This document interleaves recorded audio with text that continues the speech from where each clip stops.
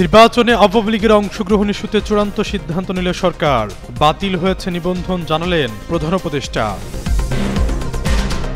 ভারতীয় সংবাদ মাধ্যমে দফায় দফায় শেখ হাসিনার সাক্ষাৎকার প্রচার। ক্ষমতাচ্যুত প্রধানমন্ত্রীকে ট্রাম্প কার্ড হিসেবে ব্যবহার করছে দিল্লি, মত বিশ্লেষকদের। এনসিপি জোটে আসতে 40 আসন না এলে 23 আসনে সমঝোতা করতে চায় বিএনপি। স্থায়ী কমিটির বৈঠকে চূড়ান্ত সিদ্ধান্ত, কপাল খুলতে পারে দলের ত্যাগীদের। 3 উপদেষ্টার বিরুদ্ধে জামায়াতের বিস্ফোরক মন্তব্য, বিশেষ দলের হয়ে কাজ করার অভিযোগ, অপসারণ দাবি তাহেরের। হঠাৎ ভারত সফরে যাচ্ছেন অন্তর্বর্তী সরকার নিরাপত্তা উপদেষ্টা, যোগ দেওয়ার কথা রয়েছে 5 দেশের বিশেষ সম্মেলনে।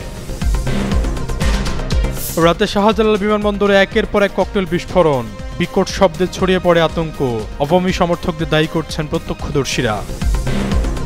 কার্যক্রম নিষিদ্ধ থাকা আওয়ামী লীগ নির্বাচনে অংশ নিতে পারবে না বলে সাফ জানিয়ে দিয়েছেন অন্তর্বর্তী সরকারের প্রধান উপদেষ্টা অধ্যাপক ডক্টর মোহাম্মদ ইউনূস। বৃহস্পতিবার যুক্তরাজ্যের আন্তর্জাতিক উন্নয়ন মন্ত্রী ব্যারোনেস জেনি চ্যাপম্যানের সঙ্গে বৈঠকে এমনটা জানান তিনি। শুক্রবার প্রধান উপদেষ্টার প্রেস উইং থেকে এক বিজ্ঞপ্তিতে এই তথ্য জানানো হয়েছে। প্রধান উপদেষ্টা বলেন, সন্ত্রাস বিরোধী আইনের অধীনে কার্যক্রম স্থগিত থাকায় আওয়ামী লীগ নির্বাচনে অংশ নিতে পারবে না এবং নির্বাচন কমিশন পরবর্তীতে নিবন্ধিত রাজনৈতিক দলের তালিকা থেকে দলটিকে বাদ দিয়েছে। আসন্ন নির্বাচন অংশগ্রহণমূলক হবে জানিয়ে তিনি বলেন, এবারের নির্বাচনে 10 লাখ তরুণ ভোটার নিজেদের ভোটাধিকার প্রয়োগ করবেন, যারা গত 16 বছরে আওয়ামী লীগের দুঃশাসনের সময় অনুষ্ঠিত 3টি সংসদ নির্বাচনে ভোট দিতে পারেননি। বৈঠকে ফেব্রুয়ারির প্রথমার্ধে নির্বাচন অনুষ্ঠিত হবে উল্লেখ করে প্রধান উপদেষ্টা জোর দিয়ে বলেন, এবারের নির্বাচন হবে অন্তর্ভুক্তিমূলক ও অংশগ্রহণমূলক, যেখানে বিপুল সংখ্যক ভোট পড়ার সম্ভাবনা রয়েছে। জুলাই সনদের প্রসঙ্গ টেনে তিনি বলেন, জুলাই সনদ বাংলাদেশের জন্য একটি নতুন সূচনা, যা গত বছরের ঐতিহাসিক জুলাই আগস্ট গণঅভ্যুত্থানে অংশগ্রহণকারী লাখ লাখ মানুষের আকাঙ্ক্ষার প্রতিফলন ঘটাবে। বৃহস্পতিবারের ওই বৈঠকে আসন্ন নির্বাচন ছাড়াও বাণিজ্য সম্প্রসারণ, রোহিঙ্গা সংকট এবং বিমান ও সামুদ্রিক খাতে যুক্তরাজ্যের সঙ্গে পারস্পরিক সহযোগিতা বৃদ্ধির মতো বিষয়গুলো নিয়েও আলোচনা হয়। অমিত হাসান রবিন, যুগান্তর নিউজ। দক্ষিণ এশিয়ার ভূরাজনৈতিক সম্পর্কের টানাপোড়েন নতুন মোড় নিয়েছে ঢাকায় ভারতীয় উপহাইকমিশনারকে তলব করার ঘটনাকে কেন্দ্র করে। ক্ষমতাচ্যুত প্রধানমন্ত্রী শেখ হাসিনাকে ভারতীয় গণমাধ্যমে কথা বলার সুযোগ দেওয়া এবং এর পেছনে ভারতের ভূমিকা নিয়ে চলছে নানা আলোচনা সমালোচনা।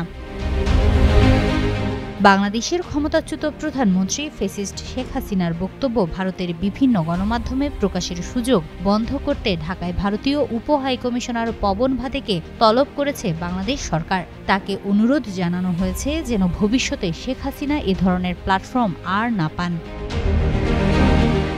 বিশেষজ্ঞদের মতে, এ ধরনের ঘটনা চলতে থাকলে বাংলাদেশ ভারত দ্বিপাক্ষিক সম্পর্ক স্বাভাবিক হতে পারবে না, বরং এগুলোই বড় বাধা হয়ে থাকবে। তাদের ধারণা, ভারত সরকার শেখ হাসিনাকে বাংলাদেশের বিরুদ্ধে ট্রাম্প কার্ড হিসেবে ব্যবহার করছে।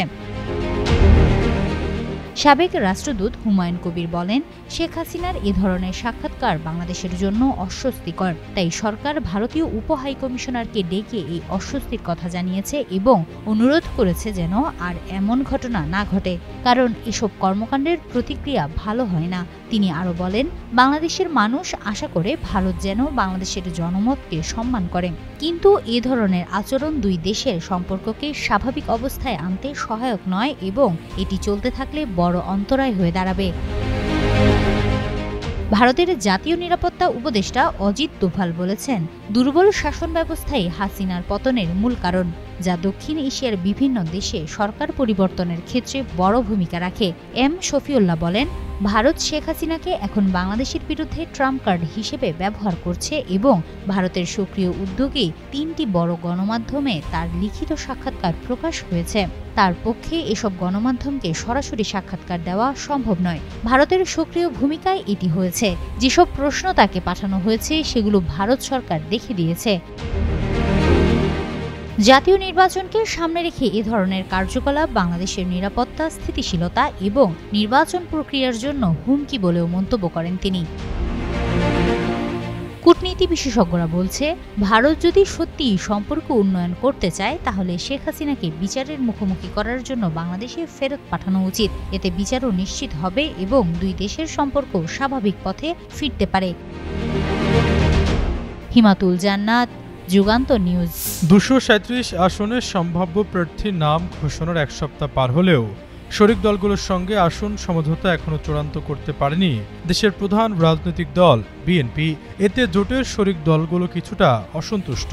তারা মনে করছেন বিএনপির প্রার্থীরা মাঠে নেমে যাওয়ার পরে আসন ছাড়ের সিদ্ধান্ত কার্যকর করা কঠিন হবে। বিএনপির শীর্ষ নেতারাও স্বীকার করছেন শরিকদের জন্য আসন চূড়ান্তে দেরি হলে দলের সম্ভাব্য প্রার্থীদের নিয়ন্ত্রণে রাখা কঠিন হবে, কারণ অনেকে পরে স্বতন্ত্র প্রার্থী হিসাবে মনোনয়ন জমা দিতে পারেন, যা শরিকদের জন্য বিব্রতকর পরিস্থিতি তৈরি করবে। নির্ভরযোগ্য সূত্র জানায় 63টি আসনে এখনো ফাঁকা থাকলে এর মধ্যে সর্বোচ্চ 40টি আসন শরিক দল ও মিত্র জোটকে ছেড়ে দিতে পারে বিএনপি। তবে জাতীয় নাগরিক পার্টি ও বাংলাদেশ খেলাফত মজলিসের সঙ্গে সমঝোতা না হলে শরিকদের জন্য আসন সংখ্যা কমে 23টিতে নেমে যাবে। বিএনপির স্থায়ী কমিটির সদস্য সালাউদ্দিন আহমেদ যুগান্তরকে বলেন, শরিকদের আসন নিয়ে জাতীয় স্থায়ী কমিটিতে আলোচনা হয়েছে, তাদের সঙ্গে বৈঠক করে খুব দ্রুত সিদ্ধান্ত নেওয়া হবে। যারা শরিকদের জন্য লিয়াজু করছেন তাদের নিয়ে ভারপ্রাপ্ত চেয়ারম্যান বৈঠক করবেন। অন্যদিকে অন্তত 10টি শরিক দলের শীর্ষ নেতা যুগান্তরকে জানান, তাদের প্রত্যাশিত আসনে বিএনপির সম্ভাব্য প্রার্থীরা প্রতিদিন বিভিন্ন কর্মসূচি পালন করছেন, শোডাউন ও গণসংযোগ করছেন। এতে শরিক দলের নেতারা নিজেরা মাঠে নামতে পারছেন না। বিএনপির প্রার্থীরা একই আসনে প্রচারণা চালালে উত্তেজনাকর পরিস্থিতি তৈরি হতে পারে বলেও তারা আশঙ্কা করছেন। একজন শরিক দলের নেতা নাম প্রকাশ না করার শর্তে বলেন, বিএনপি নীতি নির্ধারকদের আমরা বাস্তব পরিস্থিতি জানিয়ে দ্রুত সমাধানের অনুরোধ জানিয়েছি, দেরি হলে ক্ষতি সবার হবে। শরিকদের মধ্যে নিবন্ধিত কয়েকটি দলের নেতারা আরো বলেন, নির্বাচনে জোটে থেকেও নিজস্ব প্রতীক ব্যবহার করতে হবে, কিন্তু তাদের আসনে বিএনপির প্রার্থীরা এখনই ধানের শীষ প্রতীকে প্রচারণা শুরু করেছেন। পরবর্তীতে আসন ছাড় দেওয়া হলেও ভোটারদের মনে অন্য প্রতীকের পরিচিতি তৈরি করা প্রায় অসম্ভব হয়ে পড়বে। বিএনপির একাধিক দায়িত্বশীল সূত্র জানিয়েছে, শরিক দলের গুরুত্বপূর্ণ নেতাদের প্রার্থিতা নির্ধারণে তাদের অতীত আন্দোলন ভূমিকা, জনপ্রিয়তার রাজনৈতিক অবস্থান ও ভবিষ্যৎ সরকারের সম্ভাব্য ভূমিকা বিবেচনা করা হচ্ছে। আশরাফুল ইসলাম, যুগান্তর নিউজ। উপদেষ্টাদের বিরুদ্ধে একের পর এক অভিযোগের তীর ছুটছে রাজনৈতিক দলগুলো। বিশেষ করে বিএনপি, জামায়াত, এনসিপি 3 দলই তাদের অভিযোগের ঝুড়ি খুলে দিয়েছেন প্রধান উপদেষ্টার দপ্তরে। কোন কোন উপদেষ্টা কোন দলের হয়ে এজেন্ডা বাস্তবায়ন করছে তা নিয়েই যত অভিযোগ। এবার জামায়াত মুখ খুলল 3 উপদেষ্টার পক্ষপাতিত্ব নিয়ে। জামায়াতে ইসলামীর নায়েবে আমির সৈয়দ আব্দুল্লাহ মোহাম্মদ তাহের অভিযোগ করেছেন, অন্তর্বর্তী সরকারের 3 জন উপদেষ্টা একটি দলের হয়ে কাজ করছেন। তার দাবি, প্রধান উপদেষ্টাকে নানাভাবে বিভ্রান্ত করছে 3 জন উপদেষ্টা এবং তারা ভুল তথ্য দিয়ে নানাভাবে বুঝিয়ে একটি দলের হয়ে কাজ করে সরকারকে একটি সুষ্ঠু নির্বাচন যাতে না হতে পারে সেদিকে নিয়ে যাওয়ার জন্য সুকৌশলে অপচেষ্টা চালিয়ে যাচ্ছে। শুক্রবার সকালে আন্দোলনরত 8 দলের যৌথ সংবাদ সম্মেলনে এই কথা বলেন মোহাম্মদ তাহের। মূলত জাতির উদ্দেশ্যে দেয়া প্রধান উপদেষ্টার ভাষণের উপর প্রতিক্রিয়া জানাতে গিয়ে এসব কথা বলেন তিনি। সমালোচনা করে বলেন, একই দিনে জাতীয় সংসদ নির্বাচন ও গণভোট হলে জাতীয় নির্বাচন বেশি গুরুত্ব পাবে আর গণভোটের গুরুত্ব কমবে। মানুষের মনোযোগের অভাবে গণভোটে যদি ভোট কম পড়ে তাহলে যারা সংস্কার চাচ্ছে না তারা বলবে, যেহেতু ভোট কম পড়েছে জনগণ গণভোট দিতে চায়নি বলে বিবেচিত হোক। এর মাধ্যমে তারা সংস্কার থেকে সরে আসবে। এই ভাবনাকে সেই দলটির ফাঁদ হিসেবে উল্লেখ করেন জামায়াতের নায়েবে আমির। তিনি বলেন, অপ্রত্যাশিতভাবে, ইচ্ছাকৃতভাবে হোক অথবা ষড়যন্ত্রের শিকার হয়ে হোক, সরকার একটি দলের ফাঁদে পা দিয়েছে এবং সংস্কারকে প্রায় গুরুত্বহীন করছে। মোহাম্মদ তাহের বলেন, এই অনুগত্য বা দুর্বলতা শুরু হয়েছিল লন্ডনে গিয়ে নির্বাচনের তারিখ ঘোষণা করার মাধ্যমে। অমিত হাসান রবিন, যুগান্তর নিউজ। বাংলাদেশের অন্তর্বর্তী সরকারের জাতীয় নিরাপত্তা উপদেষ্টা খলিলুর রহমান 19 নভেম্বর যাচ্ছেন দিল্লি। অংশ নেবেন কলম্বো সিকিউরিটি কনক্লেভের 7ম জাতীয় নিরাপত্তা উপদেষ্টাদের সম্মেলনে।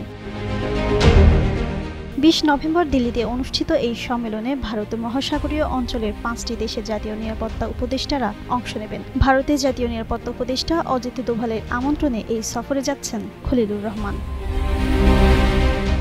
সরকারি ও কূটনৈতিক সূত্রগুলো জানিয়েছে, সফরটি নিশ্চিত হলে এখনও আনুষ্ঠানিক ঘোষণা হয়নি। সম্মেলনের ফাঁকে বাংলাদেশ ও ভারতের জাতীয় নিরাপত্তা উপদেষ্টাদের মধ্যে দ্বিপাক্ষিক বৈঠক হতে পারে কিনা এ বিষয়েও এখনও নিশ্চিত হওয়া যায়নি। তবে ভারতীয় সূত্র আভাস দিয়েছে, দুই দেশের পরিবর্তনশীল রাজনৈতিক পরিস্থিতির পরিপ্রেক্ষিতে সংক্ষিপ্ত বৈঠকের সম্ভাবনা রয়েছে। এটি হবে অন্তর্বর্তী সরকারের কোনো উপদেষ্টাদের দ্বিতীয় ভারত সফর। এর আগে ফেব্রুয়ারিতে জ্বালানি উপদেষ্টা মোহাম্মদ ফাউজুল কবির খান ভারত সফরে যান। বাংলাদেশ ভারত সম্পর্কের সাম্প্রতিক প্রেক্ষাপটে এর আগে নিউ ইয়র্ক, ঢাকা, ব্যাংকক সহ বিভিন্ন স্থানে দুই দেশের উচ্চ পর্যায়ের বৈঠক হয়েছে। সীমান্ত রক্ষা, যৌথ নদী কমিশন, কনসুলার সংলাপ ও বাণিজ্য সচিব পর্যায়ে বৈঠকের উদ্যোগ নেওয়া হয়েছিল, যার কয়েকটি ভারত সাড়া দেয়নি। কলম্বো সিকিউরিটি কনক্লেভ হল ভারত মহাসাগরীয় অঞ্চলের আঞ্চলিক নিরাপত্তা ফোরাম। সদস্য দেশ ভারত, শ্রীলঙ্কা, মালদ্বীপ, মরিশাস ও বাংলাদেশ। সেশেলস পর্যবেক্ষক হিসেবে যুক্ত আছে। বাংলাদেশ 2024 সালে পুনঃ সদস্য হয়। ফোরামের মূল লক্ষ্য সামুদ্রিক নিরাপত্তা, সন্ত্রাস ও চরমপন্থা দমন, মানব পাচার ও আন্তর্জাতিক অপরাধ মোকাবিলা, সাইবার নিরাপত্তা এবং দুর্যোগে সহায়তার সমন্বয়। সদস্য দেশগুলোর মধ্যে গোয়েন্দা তথ্য বিনিময়, যৌথ নীতির সমন্বয় এবং সামরিক প্রযুক্তিগত সক্ষমতা উন্নয়ন এই কনক্লেভই করে থাকছে। জিন্নাত আরা ঋতু, যুগান্তর নিউজ। ক্ষমতাচ্যুত প্রধানমন্ত্রী শেখ হাসিনার বিরুদ্ধে মানবতা বিরোধী অপরাধের মামলার রায়ের তারিখ ঘোষণা ঘিরে রাজনীতির মাঠে ফের শুরু হয়েছে আগুন সন্ত্রাস। একের পর এক যানবাহনে আগুন, হচ্ছে ককটেল বিস্ফোরণ। এবার বিমানবন্দর এলাকার 2 জায়গায় বিস্ফোরিত হয়েছে ককটেল। রাজধানীর শাহজালাল আন্তর্জাতিক বিমানবন্দর এলাকার 2 জায়গায় পরপর 2টি ককটেল বিস্ফোরণের ঘটনা ঘটেছে। বৃহস্পতিবার রাত আনুমানিক 10টা 20 মিনিটের দিকে বিমানবন্দর গোলচত্বর আউটগোয়িং গেটের সামনে একটি ও বিমানবন্দর 1 নম্বর সেক্টরে জিনজিয়ান রেস্তোরাঁর সামনের রাস্তায় অপর একটি ককটেল বিস্ফোরিত হয়। এদিকে বিমানবন্দর থানার পরিদর্শক শেখ রফিকুল ইসলাম বলেন, এই ঘটনায় কোনো হতাহতের খবর পাওয়া যায়নি। ধারণা করা হচ্ছে ফ্লাইওভার থেকে ককটেল নিক্ষেপ করা হয়েছে, তাই কাউকে শনাক্ত করা যায়নি। তবে কারা কি উদ্দেশ্যে এই বিস্ফোরণ ঘটিয়েছে তা খতিয়ে দেখা হচ্ছে।